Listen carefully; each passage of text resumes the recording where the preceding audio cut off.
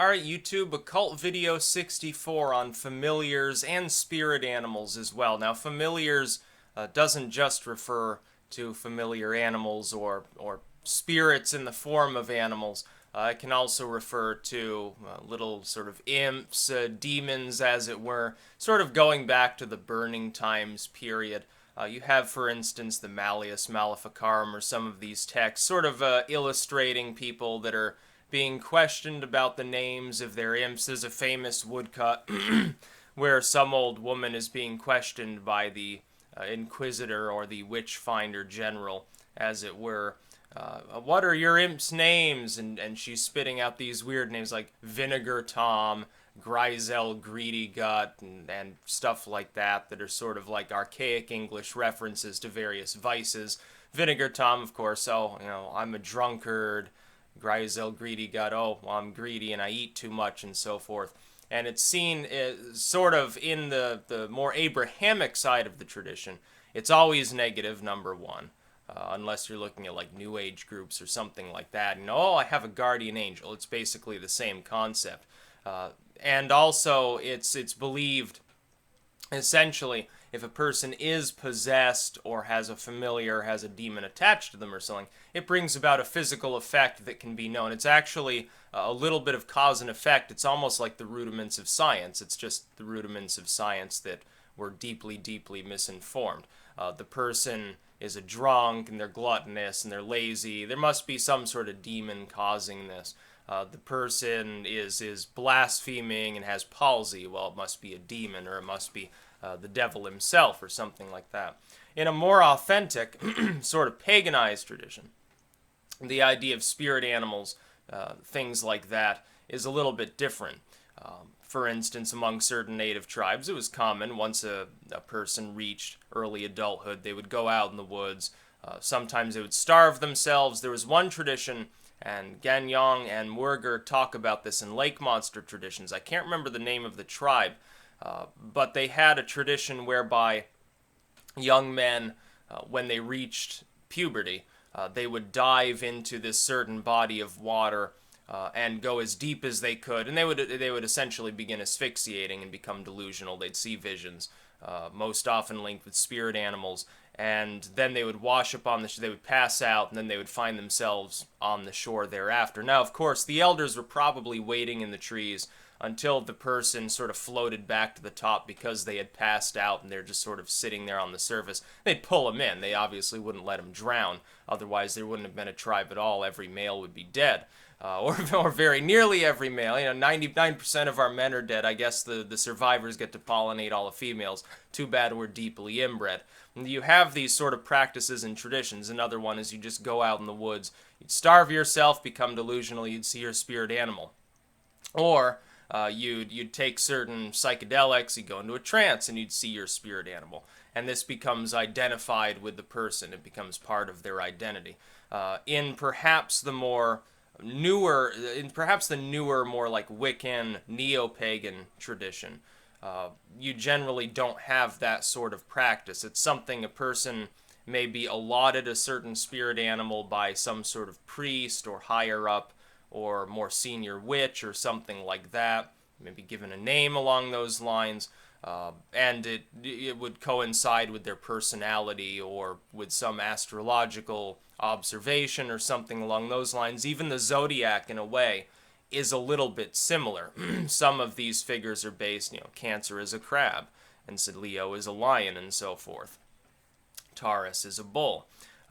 It really, the identification of animals because of their certain characteristics with certain people because of their characteristics is a very old practice, and it spans multiple different spiritual and occult traditions. It is in play now. In fact, it's probably more among the white European population. It's probably much more prevalent now than it ever was in the past. Honestly, you read some of the materials from the 16, 17, 1800s, they really don't talk about this stuff very much. You get into sort of the Victorian era and thereafter, and this sort of thing becomes quite common among the literature absorbed by Europeans as well as within the United States. Increasingly, You see talk about animals outside of the context of cutting their head off, draining their blood, and using it for a potion or an herbal cure or something like that, or making incense to stave off mad dogs. I'm editing a work called Powwows by Homan right now. It's from the 1820s. It is out of copyright. It's a very old work. I mean, it's 2 centuries old. And it's a little bit like the Pennsylvania Dutch / American version of the Petit Albert. It's almost in the same format. Some of the spells are very similar, or they have similar purposes anyway. It's a very good work. It's also about as long as the Petit Albert. Interestingly enough, though, in these earlier traditions, the term powwows or something like that, they're not even talking about Mesoamerican lore. They're talking about crossover Germanic lore that was Americanized when it came over to this side of the world. It has nothing to do at all. It doesn't really cover spirit animals, so it doesn't really have much to do with the topic of the video. It's just an aside from that sort of period. They're using the Native American name, so to speak, without playing the Native American game. I think one of the biggest problems with trying to use especially Native American lore when you're talking about spirit animals, when you're talking about familiars, is that there's the tendency of Europeanized individuals to try to Europeanize the tradition. That is, you're not going to see large groups of American citizens or British people or something going out and diving into a stream or a pond to essentially almost drown themselves to see their spirit animal. If you look at the internet, the same internet that I applaud for spreading the occult, for making it far more prevalent, for bringing a far greater corpus of literature into availability, for bringing a far greater amount of philosophy from even very small paths into the public dialogue, and allowing them to grow, allowing them to spread and compete in what is essentially a free market of ideas on the internet. The same internet that I applaud for those things also unfortunately has a tendency to attempt to take one tradition and overlap it with another, cheapening them both potentially. That's not always the case. There are fusion religions, fusion spiritualities, fusion systems within the occult that are just fine. They're more or less authentic. But you would think of the modern day self-proclaimed Hellenist probably does not practice the same rituals as an ancient Hellenist.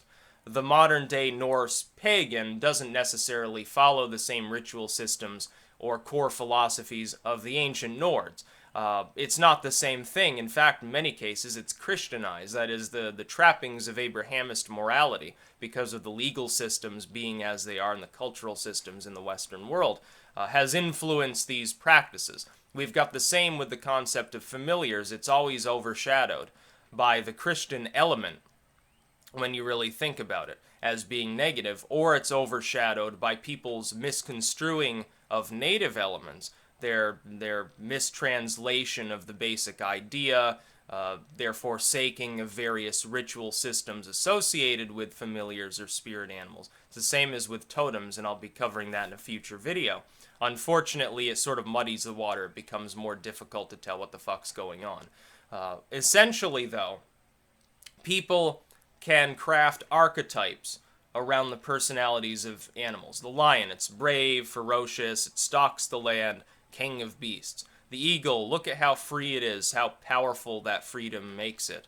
The bull, quite loyal and staunch, very burly, strong constitution. Anything like that. Or a firefly, well, you're an Illuminati. No, I'm just joking. But you can create those archetypes. You can call them psychological if you want to, and relegate it completely separate from the occult altogether and make it completely secular. And you can still say people have aspects of their personality that coincide with some of these archetypes that you've crafted. Now, of course, not all those archetypes are correct. What's the male lion typically known for in the real world? It's fucking lazy. It shoves others out of the way to eat first without helping hunt, and primarily its only purpose is to mate with the females and to drive off other males and occasionally commit infanticide. So it's not exactly the proud, stalwart beast roving the land, a symbol of great power, unless it's a rogue male and it has to hunt on its own. The archetype, perhaps biologically speaking, is wrong, but the long-standing, more traditional archetype, of course, is what is used by the average human being. You think of the bear. Oh, well, you dwell in the shadows unseen, and you are strong and wise or whatever. In reality, of course, that bear spends several months out of the year sleeping deeply because it doesn't give a shit. The snake is wise, and in reality, that's just sort of, well, it's got these serpentine movements. It seems like an enigmatic figure. And the way, again, here's another thing that has to be said with regards to crossing over between cultures. European, especially Christianized European, would see the snake as a negative symbol. In Mesoamerican lore, is seen as a positive symbol. It was the symbol of wisdom most often. Even in antiquity, the snake, you would think of Asclepius, the snakes intertwining around the rod, a symbol of healing. And that gets more or less cast aside in the Christian era. You know, in the Jewish era, nobody gives a fuck because that's just one of those cults on the fringes of the Roman Empire. Christianity begins spreading. They take over the Roman Empire. Soon all Europeans, basically, if they don't agree that the snake is evil because the snake tempted Eve, or Jesus crushed the snake in the Garden of Gethsemane, or something like that, then you probably get boiled in oil or something because you've got a major theological difference, so-called, with the Roman Church. So spirit animals are an interesting topic, but it can be a confusing one because you've got all these different traditions which have crossed over with one another so many times. You'd have to go to a literal congregation of Native Americans to get their true beliefs. You're not going to find it as easily necessarily on the internet. You can get some Native American lore on there. That's always interesting to read as well. If you're talking about the European tradition, what you're really talking about is antiquity before Christianity existed.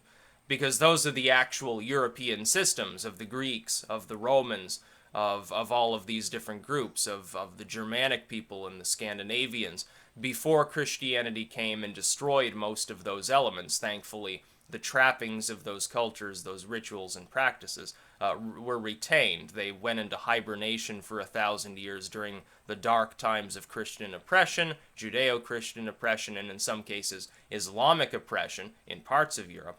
Went into a sort of hibernating state and then emerged later, perhaps in a more pure form because these manuscripts and these scrolls and so forth were jealously guarded. You think of the Poetic Eddas or something like that. That's about all. Peace out.